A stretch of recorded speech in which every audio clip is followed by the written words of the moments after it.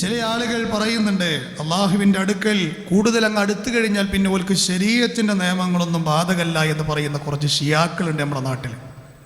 ഷിയാക്കൾ എന്ന് ഞാൻ പ്രയോഗിക്കാൻ കാരണം ഷിയാക്കളെ വിശ്വാസമാണ്. അതായത് ജദബിൻ്റെ ഹാല്, അതുപോലെ തന്നെ ഫനാഇൻ്റെ ഹാല്, അതുപോലെ തന്നെ അള്ളാഹുവിലേക്ക് അടുക്കുന്ന ചില ഹാലുകളുണ്ട് എന്ന്. സിയം എന്ന് പറഞ്ഞത് ഒരു മജിദൂബായ ഒലീജ. മൂപ്പര് ചിലപ്പോൾ നമ്മൾ കേൾക്കണേ നമ്മൾ കാണൂല. നോമ്പിനൊക്കെ മൂപ്പര് ഭക്ഷണം കഴിക്കണേ അങ്ങനെ മജിദൂബ് ജദുബിന്റെ ഹാലിലെത്തിയ വലിയൊരു മഹാനാണ്. എന്നിട്ട് അതിന് ചെറിയ ഔലിയാക്കന്മാരെ പേരും പറയും. ഈ സൂഫികളെ വിശ്വാസം എന്താ പറയുക? സൂഫികളാരാ? ഷിയാക്കൾ പെറ്റിട്ട ചാപ്പിള്ളയാണ്. അതേ ഷിയാക്കളെ വിശ്വാസം പോരുന്ന ആളുകളാണ്. ഓലവാദം എന്താ? അള്ളാഹുവിലേക്ക് അടിമയങ്ങ് അടുത്തു കഴിഞ്ഞാൽ ഇസ്ലാമാകുന്ന ശരീഅത്തിന്റെ കപ്പലിൽ നിന്ന് അവർ പിന്നീട് കടലിലേക്ക് തുള്ളുന്ന, കടലാകുന്ന അള്ളാഹുവിലേക്ക് അവർ തുള്ളും. അങ്ങനെ ഈ കപ്പലാകുന്ന ശരീഅത്തിൽ നിന്ന് കടലിലേക്ക് തുള്ളുന്ന ആ ഷെയ്ഖ് അത് ഉപ്പുകെട്ടയാണെന്നാണ്. ഉപ്പുകെട്ട അള്ളാഹു ആകുന്ന കടലിലേക്ക് ചാടും. അങ്ങനെ ആ ഉപ്പുകെട്ട കടലിലേക്ക് ഇങ്ങനെ ആഴ്ന്നു പോകുമ്പോൾ എന്താ സംഭവിക്കുക? അലിഞ്ഞലിഞ്ഞലിഞ്ഞലിഞ്ഞ് ആ ഷെയ്ഖ് അള്ളാഹുവിലേക്ക് അങ്ങ് അലിഞ്ഞു പോകും. പിന്നെ അവസാനം അയാൾ പറയും അനല്ലാ. ഇന്നും മടവൂരിലുള്ള റഷീദ് മുസ്ലിയാർ, എൻ്റെ ധാരണ ഓർമ്മ ശരിയാണെങ്കിൽ അദ്ദേഹത്തിൻ്റെ പേര് റഷീദ് ഉസ്താദ് എന്നാണ്, ഷെയ്ഖുനാൻ്റെ കുടുംബക്കാരൻ. അവരുണ്ട് അണ്ടോണയിൽ മഹാനായ ഷെയ്ഖുനയുമായി ബന്ധപ്പെട്ട സംഭവം. അനല്ലാ എന്ന് തന്നെ ഷെയ്ഖുന പറഞ്ഞ സംഭവം ഉണ്ടായി. അനല്ലാ എന്ന് തന്നെ ഷെയ്ഖുന പറഞ്ഞ സംഭവം ഉണ്ടായി. ഇങ്ങനെ ഫനാഇൻ്റെ അവസ്ഥയിലേക്ക് എത്തിയ ആളാണ് അത്ര സി എം മടവൂര്. അല്ല പറയണത് തന്നെയാണ് സി എം മടവൂരും പറയാം. അവിടെ സി എം എന്ത് പറഞ്ഞാലും അത് അല്ല പറഞ്ഞ പോലെയാണ്. നിങ്ങളൊന്ന് ആലോചിച്ച് നോക്കി, ഈ റസൂലുള്ളാഹിനേക്കാളും വലിയ ഫനായിലും ജദബിലൊക്കെ എത്താൻ ഇനി ആർക്കാണ് കഴിയുക? നിങ്ങൾ എന്താണ് ഈ പറയുന്നത്? ബുദ്ധി ഏതെങ്കിലും അമ്മിൻ്റെ ചോട്ട് കൊണ്ടുവച്ചിരിക്കുക നമ്മുടെ സമൂഹം ആണോ? ആലോചിച്ച് നോക്കൂ നിങ്ങൾ. നബി സല്ലല്ലാഹു അലൈഹി വസല്ലം ആ സമയത്ത് പോലും ആഗ്രഹിക്കുന്നത് ജമാഅത്താണ്. നിങ്ങൾ എന്താ ജമാഅത്തിന് പോകത്തെന്ന് പറഞ്ഞാൽ കൈ അണിച്ചു കൊടുക്കാത്ര. ഞാൻ ഹറമിൽ ഇമാമാണെന്ന് പറയുന്നത്. ഏതൊരാവില്ല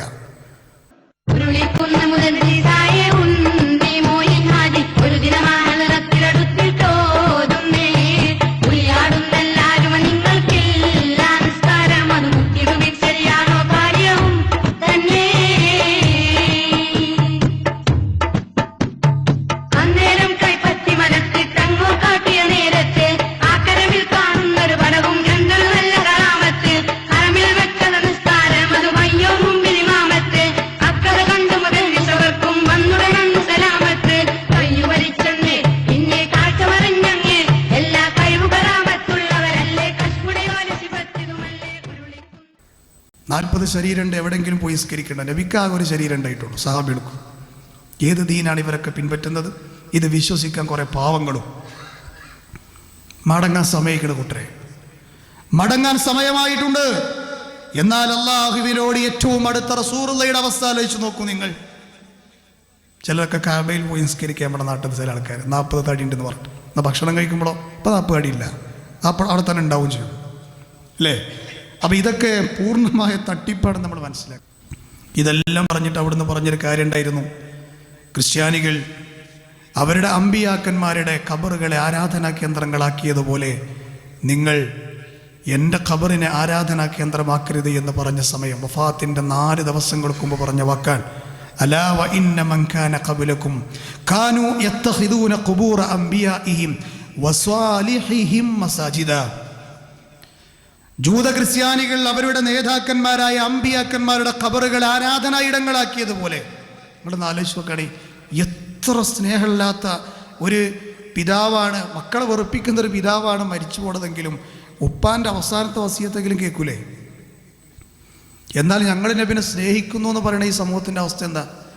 അവസാന കാലത്ത് പറഞ്ഞ കാര്യമാണ്, ഖബർ കെട്ടിപ്പൊക്കല്ല, അതിൻ്റെ അടുത്ത് ജനങ്ങളെ ഇബാദത്തുകൾ നിർവഹിക്കുന്ന അവസ്ഥയുണ്ടാകല്ല. ഈ സമൂഹം ഇന്നത് കേൾക്കുന്നുണ്ടോ? ഞങ്ങളാണ് അഹ്ലുസുന്നത്തി വൽ ജമാഅ എന്ന് അല്ലെ രായിക്ക് രാമായണം എന്ന് പറഞ്ഞതുപോലെ വിളിച്ചു പറയുന്ന ആളുകളോട് പറയാനുള്ളത്,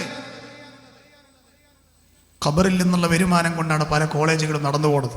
പറയുന്നു കിട്ടും. എന്നാൽ കാലം മാറിയിട്ട് വരുന്ന പുതിയ ആചാരപ്രകാരവും അതിനനുസരിച്ച പുണ്യം ഇന്നത്തെ ആളുകൾക്ക് കിട്ടും എന്ന രീതിയിൽ പുണ്യകർമ്മങ്ങൾ ഖബറിന്റെ അകത്ത് നടന്നു വരുന്നതോ അല്ലെങ്കിൽ ഖബർ പരിപാലനവുമായി ബന്ധപ്പെട്ട കുടുംബങ്ങളുടെ ജീവിതത്തിനോ അല്ലെങ്കിൽ അറബി കോളേജുകളുടെ ജീവിതത്തിനോ അല്ലെങ്കിൽ പള്ളികളുടെ ജീവിതത്തിനോ വേണ്ടിയിട്ട് വിനിയോഗിക്കുന്ന ഒരു രീതി ഇന്ന് വന്നു നമ്മുടെ നാട്ടില്. പണം എല്ലാവരും കൊടുക്കൽ തുടങ്ങിയപ്പോൾ നമ്മുടെ നാട്ടിൽ ഹിന്ദുക്കളുണ്ട്, ക്രിസ്ത്യാനികളുണ്ട്, എല്ലാവരും ഉണ്ട്. അതുപോലെ പള്ളിയിലൊക്കെ നടക്കുന്ന തരത്തിൽ സംഭാവന കൊടുക്കൽ നമ്മളും തുടങ്ങി. സംസ്കാരങ്ങൾ തമ്മിൽ പണ്ടും കണ്ടും കൊടുത്തും നിൽക്കുമല്ലോ. അതുപോലെ സംസ്കാരത്തിൽ നിന്ന് തുടർന്ന രീതിയിൽ തന്നെ ദുന്യാവിന്റെ ആധിപത്യം നമ്മളെ നാട്ടിൽ കൂടിയതിന്റെ രീതിയിൽ തന്നെ നമ്മളെ നാട്ടിലും കുറെ പണങ്ങൾ എല്ലാ രംഗത്തുക്കും ചെലവഴിക്കൽ വന്നത് പള്ളിക്കും വന്നു, ഖബറിങ്ങൾക്കും വന്നു, എല്ലാം വന്നത് നല്ല വഴിക്ക് തിരിച്ചു. അതിന്റെ മുന്നെയാണ് സുജൂദ് ചെയ്യുന്നത്, അതിൻ്റെ ചുറ്റും തവാഫ് ചെയ്യുന്നു, അതിലെ ജാറപ്പുതപ്പ് ശരീരത്തിൽ തടവുന്നു, അവിടുത്തെ മയിൽപീലി കൊണ്ട് ശരീരത്തിൽ തടവുന്നു, അവിടുത്തെ എണ്ണ നക്കിക്കുടിക്കുന്നു. അവിടെ ചെന്ന് ഗഡ്ഗത കണ്ഠരായി കരഞ്ഞുകൊണ്ട് പറയണു. എന്താ പറയണത്? സ്വർഗം തരണേ. എന്താ പറയണത്? നരകത്തുനിന്ന് കാക്കണേ. എന്താ പറയണത്? രോഗം മാറ്റണേ. എന്താ പറയണത്? മുസീബത്തുനിന്ന് കാക്കണേ. എന്താ ഉസ്താദന്മാർ പറഞ്ഞു കൊടുക്കല്? ഇലാഹാണെന്ന് വിശ്വസിക്കാതിരുന്നാൽ മതി, എന്തും ചോദിക്കാന്നാണ്. ആരാണ് ഈ താരീഫ് പഠിപ്പിച്ച്? ഷിയാക്കളുടെ നേതാവാണ് ഹുമൈനി. ഹുമൈനിയുടെ കിതാബാണ് കശ്ഫുൽ അസ്റാർ. ഓലത്തെ അഖീദ പഠിക്കുന്ന ഗ്രന്ഥമാണ്. അതിനാണ് ഈ സമൂഹത്തിലെ ആളുകൾ തൗഹീദ് പഠിച്ചത്. അഹ്ലു സുന്നയുടെ കിതാബെന്നല്ല. അതുകൊണ്ടല്ലേ ലോകം നിയന്ത്രിക്കുന്നത് കോഴിക്കോടുള്ള ആളാന്ന് പറഞ്ഞത്. ആലോചിച്ചു നിങ്ങൾ. അത് പറയാൻ അവർക്ക് പറ്റണം. കാരണം എന്താ? ഓല താരീഫ് അതാണ്. അള്ളാഹ് കൊടുത്ത കഴിവാന്ന് വിശ്വസിച്ചാൽ മതി. ഈ സമൂഹത്തെ തൗഹീദിനെ കുറിച്ച് സമുദ്ധരാക്കണ്ട എന്നാണോ നിങ്ങൾ പറയുന്നത്? ഈ ഉമ്മത്തിൻ്റെ വിശ്വാസരംഗം ചൂഷണം ചെയ്യുന്നതിൽ ഖബറുകൾ നിർവഹിച്ച പങ്ക് വലുതാണ്. 14,000-ഓളം ജാറങ്ങളുണ്ടെന്നാണ് കാസർഗോഡ് തിരുവനന്തപുരം വരെ പോയാൽ കാണാൻ പറ്റുന്നത്. ആൾക്കാർ കെട്ടിപ്പൊക്കിയതാണ്. ഇസ്ലാമിലൊരു ഖബർ എന്ന് പറഞ്ഞാൽ ഒരു ചാണിലധികം പൊക്കാൻ പാടില്ല. ആ ഒരു ചാൺ എന്തിനറിയോ? ഇമാം നവവിയെ പോലെ പണ്ഡിതന്മാർ പറയുന്നുണ്ട്, ഇത് ഖബറാണെന്ന് തിരിച്ചറിയാൻ. മീസാൻ കല്ല് കേട്ടിട്ടില്ലേ? മീസാൻ കല്ല് തലൻ്റെ ഭാഗത്ത് പൊക്കാൻ പറഞ്ഞു. എന്തിനറിയോ? ഖബറാണെന്ന് തിരിച്ചറിയാൻ, ഖബറിൽ ചവിട്ടാതിരിക്കാൻ, അനിസ്ലാമികതയോടെ സംഭവിക്കാതിരിക്കാൻ. അതിൻ്റെ അപ്പുറത്ത് ഇമാം നവവിയൊക്കെ പറഞ്ഞത് ഖബറിൽ നിന്ന് മാന്തി പുറത്തിട്ട മണ്ണെത്രയാണോ അതിലൊരു കൊത്തധികം അതിലേക്ക് തിരിച്ചിടാൻ പാടില്ല എന്നാണ്. ഇങ്ങനെയൊക്കെ പറഞ്ഞ ഷാഫി മദ്ഹബിലെ പണ്ഡിതന്മാരെയാണ് ഞങ്ങൾ ഷാഫി മദ്ഹബുകാരെന്ന് പറയുന്നവർ പിൻപറ്റുന്നുണ്ടോ? അപ്പോൾ ഏട്ടിലൊന്ന് വേറെ, നാട്ടിൽ നടക്കണ വേറെ എന്നാണ് നമുക്ക് മനസ്സിലാകുന്നത്. സഹോദരങ്ങൾ, റസൂലുള്ള പറയാണ്, എൻ്റെ ഖബറിനെ നിങ്ങൾ ഫലാ തത്തഖിദുൽ ഖുബൂറ മസാജിദ, ആരാധനകൾ ഞങ്ങൾ ആരാധന നടത്തുന്നില്ല എന്നാണ് പറയുന്നത്. എന്താണ് ഈ ആരാധന എന്ന് പറഞ്ഞാൽ? റബ്ബിനോട് നടത്തുന്ന കാര്യങ്ങൾ സൃഷ്ടികളോട് നടത്തിയ ആരാധനയാണ്. ആ ആരാധനകളിൽ ഏറ്റവും അടിവേരാണ് പ്രാർത്ഥന. അത് തന്നെയാണ് ആരാധന. നീ നിർവഹിക്കുന്ന സകല ഇബാദത്തിലും പ്രാർത്ഥന അടങ്ങിയിട്ടുണ്ട്. ആ പ്രാർത്ഥന റബ്ബിനോട് ചോദിക്കുന്നത് ആരോട്? അള്ളാഹ്ക്ക് വേണ്ടിയിട്ട് മാത്രമല്ല നമ്മൾ നിസ്കരിക്കണത്. അത് വേറെ ആൾക്ക് വേണ്ടി നിസ്കരിച്ചാലോ? അതിനേക്കാളും വലിയ ഇബാദത്ത പ്രാർത്ഥന. അത് വേറെ ആൾക്ക് കൊടുക്കാൻ പാടില്ല. ആ ആരാധനകൾ എന്ന ഖബറിൻ്റെ സമീപത്ത് നടക്കണു. അല്ലാതെയും ചില മജ്ലിസുകളിൽ ഉറക്ക വിളിച്ച് പ്രാർത്ഥിക്കുന്നു, അതിലേക്ക് സമൂഹത്തെ നയിക്കുന്നു. അപ്പോൾ റസൂലുള്ളാഹിൻ്റെ ആ ഒരു ഉപദേശത്തെ സമൂഹം ഇന്ന് തള്ളിക്കളഞ്ഞൊരവസ്ഥയിലേക്കാണ് നമുക്ക് കാണാൻ കഴിയുന്നത്. അതുകൊണ്ട് സഹോദരങ്ങളെ, അവിടുത്തെ വഫാത്ത് സമയത്ത് പറഞ്ഞ ഇത്തരം നിർദ്ദേശങ്ങളെ പാലിക്കുന്ന യഥാർത്ഥ മുഅ്മിനീങ്ങളിൽ നമ്മൾ ചേരുക. തൗഹീദ് അത് ഓക്കെയാണെന്ന് ഉറപ്പിക്കുക. നീ എന്ത് തിന്മ ചെയ്തിക്കണോ മോനെ, മോളെ, സഹോദര, സഹോദരി, അള്ളാഹ് പുറത്തു തരും. പക്ഷെ ഇത് നിന്നിൽ വന്നു പോയാൽ, ഏത് ശിർക്ക് വന്നു പോയാൽ റബ്ബൊരിക്കലും പൊറുക്കൂലതാണ്. നരകത്തുനിന്ന് കരകയറൂല എന്നാണ്. സ്വർഗം ഹറാമാണ് എന്നാണ്. നരകം അവൻ്റെ സങ്കേതമാണ് എന്നാണ്. അള്ളാഹു ആ മഹാദുരന്തത്തിൽ നിന്ന് നമ്മെ എല്ലാം കാത്തുരക്ഷിക്കുമാറാകട്ടെ.